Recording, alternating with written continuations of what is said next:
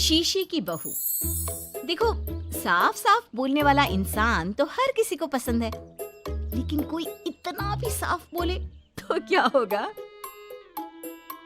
वो माँ जी, आप ना प्लीज मुझसे तमीज से बात करिएगा, क्योंकि मेरी माँ ने कहा था कि आप तमीज से बात ना करें तो मैं आपकी खटिया खड़ी कर दूं। अब माँ जी, मैं रोज रोज इतनी भारी खटिया कैसे खड़ी करूंगी, समझ रही है ना आप? अरे क्या क्या बोली जा रही है बहू, तबीयत तो ठीक है ना? हाँ माँ जी, मैं तो साफ बात करती हूँ। आप तो जानती है ना, मुझे बात को घुमाना नहीं आता। अरे तुझे बात नहीं घुमानी आती तो मुझे हाथ घुमाना आता है बहू, टेंशन ना ले। और हाँ, इस घर में कोई पैदा नहीं हुआ जो मेरी खटिया खड़ी कर दे, समझी? जा जाकर काम कर। बहू किचन में चली जाती है। सामने खड़ी होती है काम वाली, धीरे धीरे हंस रही होती है। काम वाली हो, महारानी बनने की कोशिश मत करो, समझी? और सुन, ये मेरी सास शादी के पहले ऐसा तो नहीं बोलती थी ना कि बहू आ जाएगी तो तेरा काम खत्म हो जाएगा, क्यों? वो तो ऐसा नहीं बोलती थी, लेकिन जिस तरह आप बोलती हो ना भाभी, ये आसार भी जल्दी आ जाएंगे। ए, चुप कर, काम कर अपना। वैसे तुझे मेरी माँ ने देखा था शादी के वक्त। अच्छा, तो क्या कह रही थी भाभी वो? यही कि नौकरानी के लिए तेरी सास बनारसी साड़ी मांग रही है, और नौकरानी की शक्ल तो देखो। इस शक्ल में कहां से ये बनारसी पहनेगी? नौकरानी को गुस्सा आ जाता है। उसी शक्ल में जिस शक्ल में आप ये सिल्क पहनकर घूम रही हो। वैसे बनारसी मांगकर मुझे तो गंदी सी काटन पकड़ा दिया था इसने। अभी बात करती हूँ। और क्या बात कर? हम लोगों से तो बोला था कि नौकरानी बहुत प्यारी है हमारी, 10 साल से काम कर रही है, तो उसके लिए कम से कम बनारसी तो चाहिए ही चाहिए। मेरी माँ से 25,000 की साड़ी ली थी तुम्हारे नाम से। नौकरानी चढ़ जाती है झाड़ पर, वो तो सास से लड़ने पहुंच जाती है। क्यों मालकिन, बहू की माँ ने मेरे लिए भी कुछ भेजा था, दिया नहीं आपने? हाँ हाँ, दिया तो था। 200 रुपए की साड़ी दी थी, वो तो मैंने अपने पास से तुझे एक्स्ट्रा दिया था। तभी बहू आ जाती है।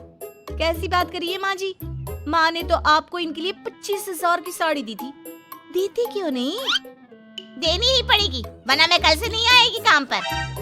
हाय रे, 25,000 की साड़ी तेरी माँ देगी, वो भी नौकरानी के लिए? अरे साड़ी से 2,000 की साड़ी बनारसी मेरे लिए लाई थी, मुझे नहीं आई पसंद, तो कहती है या तो पहन लो या नौकरानी को दे दो। अब जैसी थी रख ली। नौकरानी के लिए तो 200 की साड़ी दी थी तेरी अम्मा ने। देख, मेरे पास तो वीडियो भी है देते हुए। ये बोलकर सास नौकरानी को मोबाइल में वीडियो दिखा देती है। हाय रे भाभी, शर्म कर लो शर्म। कैसा गेम खेल गई तुम तो। बाहर से तो बड़ी सीधी दिखती हो मालकिन। अब मुझे जो मेरी माँ ने बोला था मैंने बता दिया। वैसे भी ना मुझे बात को घुमाने की आदत तो है नहीं। बहुत साफ बोलती थी, उसे जो उसकी माँ बोलती बता देती। लेकिन अब घर में क्या होने वाला है वो भी देखते हैं। कितनी सुंदर हो तुम सांवली। पता नहीं तुम्हारी माँ ने तुम्हारा नाम सांवली क्यों रखा। वो क्या था ना, जब मैं पैदा हुई थी तो रंग थोड़ा दबा था, लेकिन बाद में खिल गया। वैसे तुम्हारे घर में सबका रंग काला सा क्यों है? वो मेरी माँ काली थी, पापा तो गोरे थे, लेकिन सब माँ पर चले गए इसलिए। लेकिन फिर भी फीचर शार्प है हम लोगों के। हाँ हाँ, क्यों नहीं, वो तो है सांवले सलोनी। अगले रोज बहू काम कर रही थी कि सास।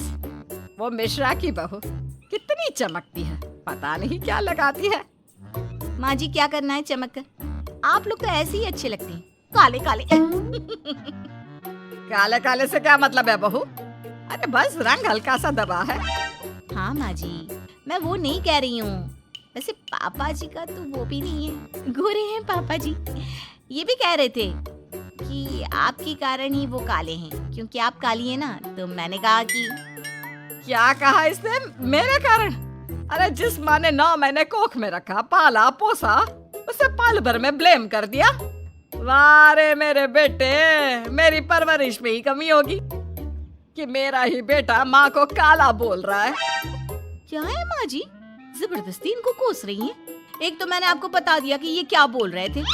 हाँ हाँ बहू, तू तो शीशे की तरह साफ है, इसमें दो राय नहीं। लेकिन तेरे साफ बोलने से कई बार लोगों के दिल टूट जाते हैं। तो वही बोला कर जिससे लोगों का मन खराब ना हो। ऐसे अगर मेरे बेटे ने मुझे काला बोला भी तो मैं जानती हूँ कि वो किसी और संदर्भ में बोल रहा होगा। मैं भी ना कभी कभी कैसे बच्चों जैसी बात करती हूँ। सास काम पर लग जाती है और बहू भी एक रोज। चल बहू जरा मंदिर होकर आते हैं। मंदिर में सब पूछते हैं बहू कैसी है, बहू कैसी है।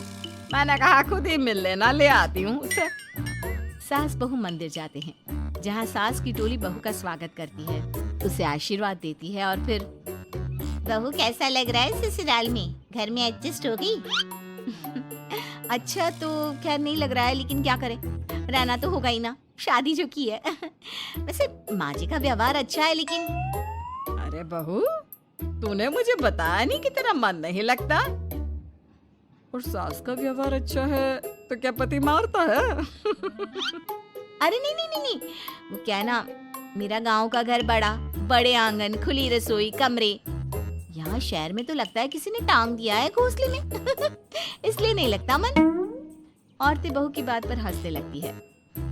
बड़ी ही सीधी बहू है तेरी, मन की सारी बात करती है किसी के भी सामने। सास बहू घर आ जाती है। मेरा मन करता है कि हम भी ये शहर से थोड़ा दूर रहने क्यों ना जाए, जिससे हम भी बड़े मकान में रह सके। पर माँ जी, फिर इनका ऑफिस दूर हो जाएगा। हम तो घर में फिर भी रह लेते, इनको आने जाने में समस्या होगी ना। हाँ ये तो सही है, पर क्या करे। मेरी माँ कह रही थी कि तेरे सास ससुर गांव जाकर क्यों नहीं रहते, फिर ये मकान तुझे बड़ा लगने लगेगा। तभी ससुर आ जाते हैं। अच्छा, तो तूने क्या कहा इस बात पर? मैंने कहा कि फिर मैं क्या करूंगी घर में अकेले रहकर, फिर तो मेरा मन भी नहीं लगेगा। चलो कुछ तो अच्छी बात है तेरे में। मैं क्या कह रहा था, क्यों ना हम सच्ची गांव चले कुछ दिनों के लिए, कुछ काम भी है गांव में। सास ससुर गांव चले जाते हैं। बहू घर में अकेली थी कि तभी बहू की माँ आ जाती है। हाय रे, कितना प्यारा सजा है तेरा घर। वैसे बुढ़ा बुढ़ी कब आ रहे हैं?